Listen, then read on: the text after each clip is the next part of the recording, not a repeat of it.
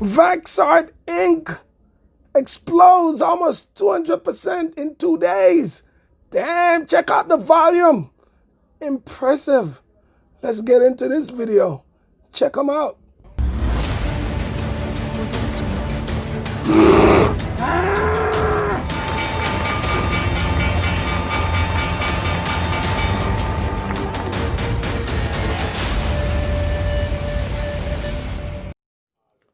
Okay, welcome back again to Profitable Perspective, where I give you my perspective, in turn helps you invest stress-free. Now you have a day with the stock market selling off.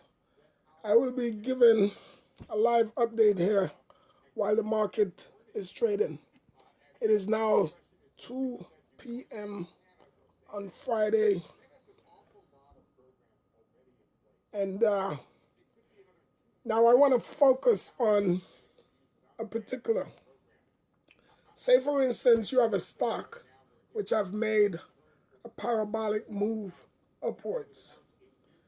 I will be showing you, for instance, a stock that I did a flip on. I traded it. Actually, I held it for about a month, and I had to jump out for the reasons being this parabolic move that was insane.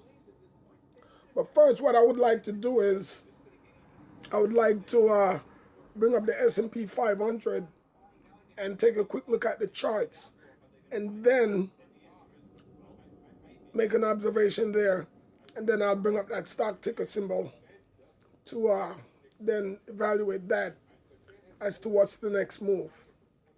Okay, so let's bring up the S&P 500, and as we're looking here, the S&P 500 is down 1.7%. That's a nice drop.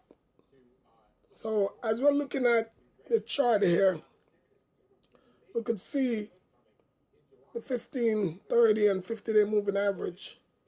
So right now we broke through the 30-day moving average. That's the middle line there.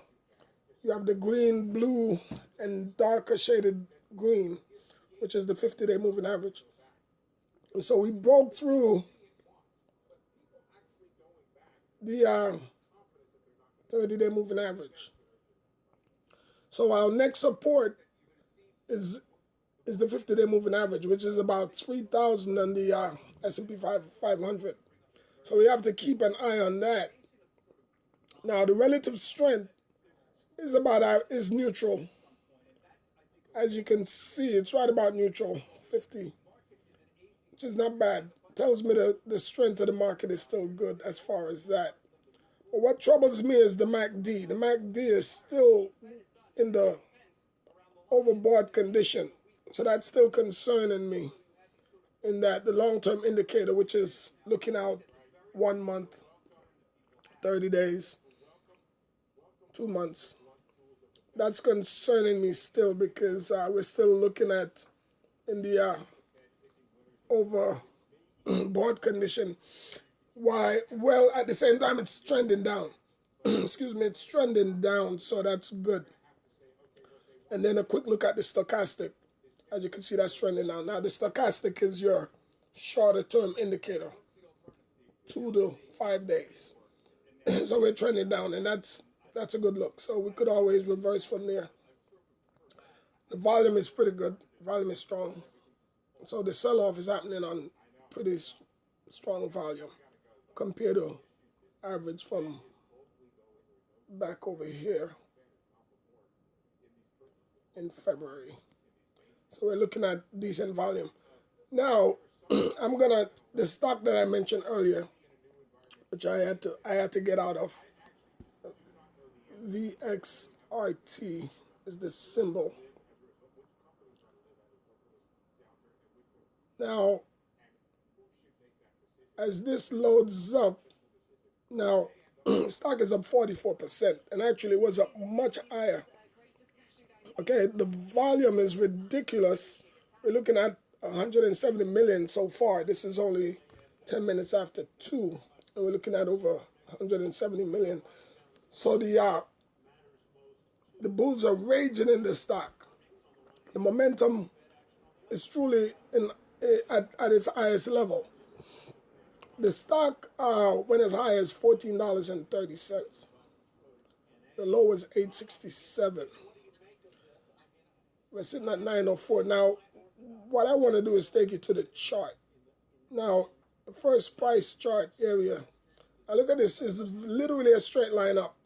Now, I would advise you all never to chase a stock creating a chart pattern like this. Never chase a stock. This stock was literally up 50% in the pre-market. I'm talking about between 8 o'clock and 9:30 when the market opened. The stock was literally above $11. So we're trading here now at 904. So you look at this stock here, the low was 867. It opened at 1149. Open now. So it gapped up from the previous day close, which was 902. Actually, no, I believe it was lower than that. In any case, the high for the day was 14.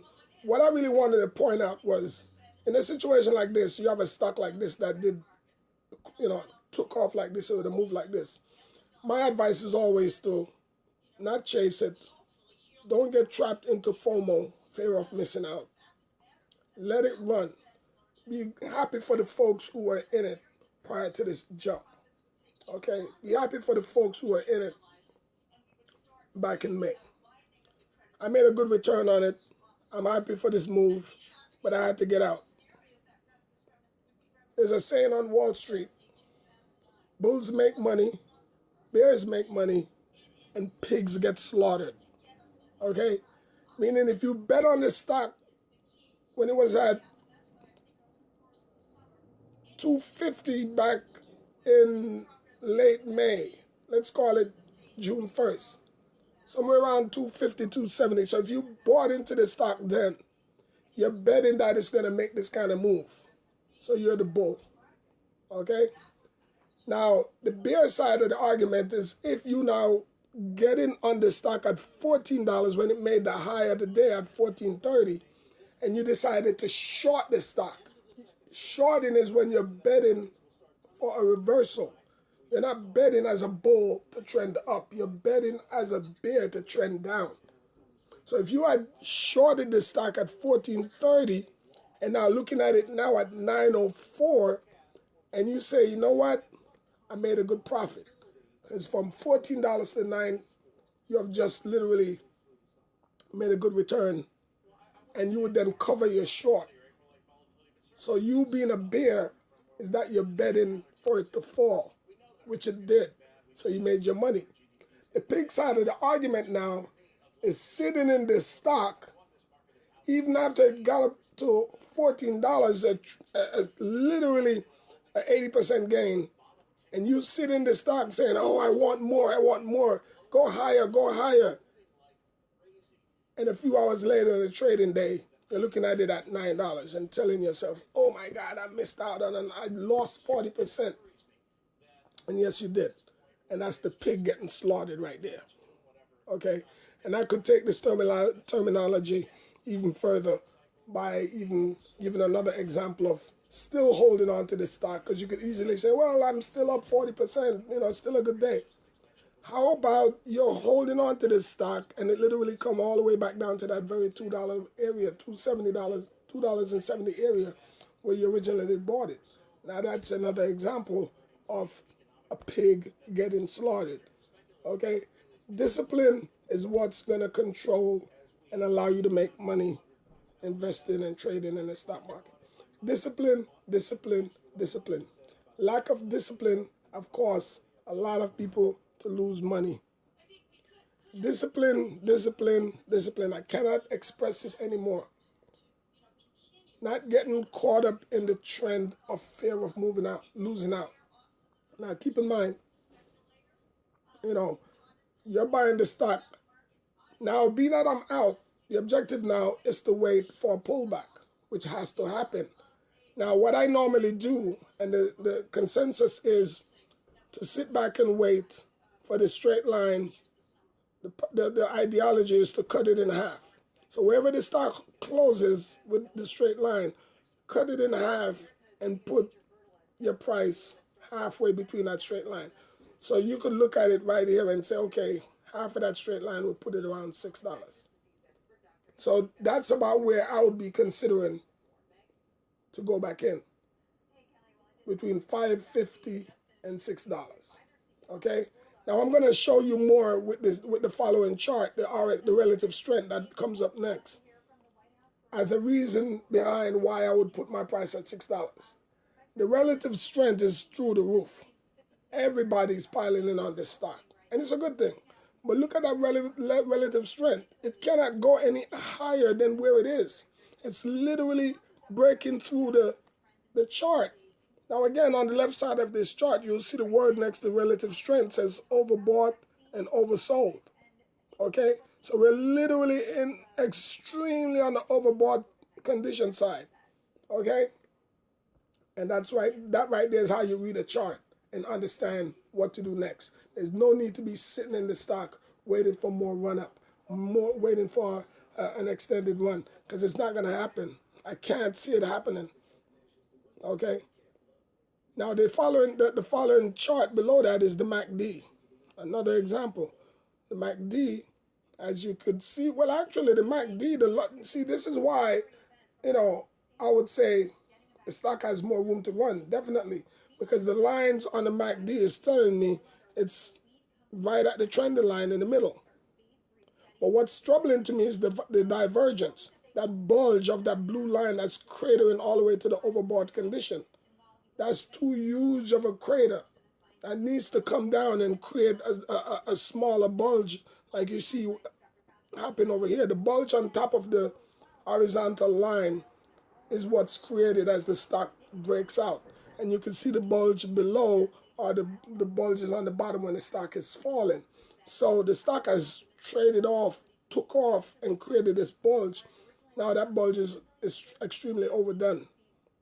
And that's reasons, again, right there, the need to get out of the stock.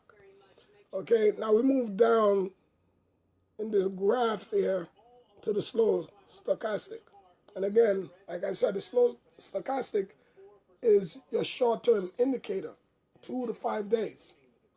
And you could see the slow stochastic is starting to reverse the trend down already. It's already reversing. And I think the reason for that is it can't go any higher because it literally blew through the overbought condition. As you can see on the left side of the chart here, it says overbought and oversold. So it literally blew through. And the reason why that graph is now starting to trend down is simply because the stock is coming down from where it opened. It opened at $11 and something, went all the way up to $14 and change, and is now trending down. So that trend of it coming down from where it opened is what's causing that graph to be reversing. As you see, the line on the stochastic is reversing, which is what you want to see. Okay? And the graph below that is the volume. The volume is tremendous. So in a stock like this, and I'm not being greedy, I got out of this, take my profit, and I'm good. So now I'll sit back and wait for around $5.50, $6. Okay? And we'll see if that plays itself out as we go forward. But it's a great company. This company is one of the biotechnology company that's searching for a vaccine for the COVID. Okay? Now, there's quite a bit of companies that's in the search for vaccine. This little company is one of them. What I like about this company is they're not producing a vaccine for the purpose of injection. They're actually creating the vaccine in a tablet form. So that's what separates them from the likes of Moderna and Novavax, the other two biotech firms that are searching also for a vaccine. Okay? NVAX. Okay, they're down 8% today. That's one of the other companies that's searching for a vaccine. If you like the information being given here, please hit the like button, share, comment, and subscribe, please. Good information here. I'm gonna go into the to give you a live stream, a live level 2 quote streaming of this very same stock here, this biotech stock. I love this part of the wow, and it's actually trading. This is a live stream and it's actually trading and coming down quite rapidly. I mean, when I first started this video, the stock was at 904, and now as you can see, it's at 810, and the trend is. Now, what's important to take note of, guys, is always look at the bid and the ask. As you see, the bid and the ask is the size of the shares being traded. Now, I always take note to see the ratio. The bigger the ratio on one side, bid are the folks who are looking to buy, and the ask are the guys who are looking to sell. Now, it's important as the ask gets eaten up, is also a buying activity. Someone is buying, and that's what causes the stock to trade up. Okay, I'm going to leave it right here, but another day, another video I'll make to showcase how to recognize an opportunity when to go in, especially for traders who are looking to flip a stock. You would get in based on the ratio of the bid and the ask, and you'll make a move up to make a quick 5%, 10%, and you're out. But this stock is under a lot of pressure now, and rightfully so. It had a big run today, not to mention the run it had yesterday, 80%, and then it's coming back again today, Friday, June 26th, with another 80%, and it's actually trending lower and giving it up. The overall market is under pressure, so it's understandable. I'm going to leave it right there and pick up this video on another time. Thanks for watching.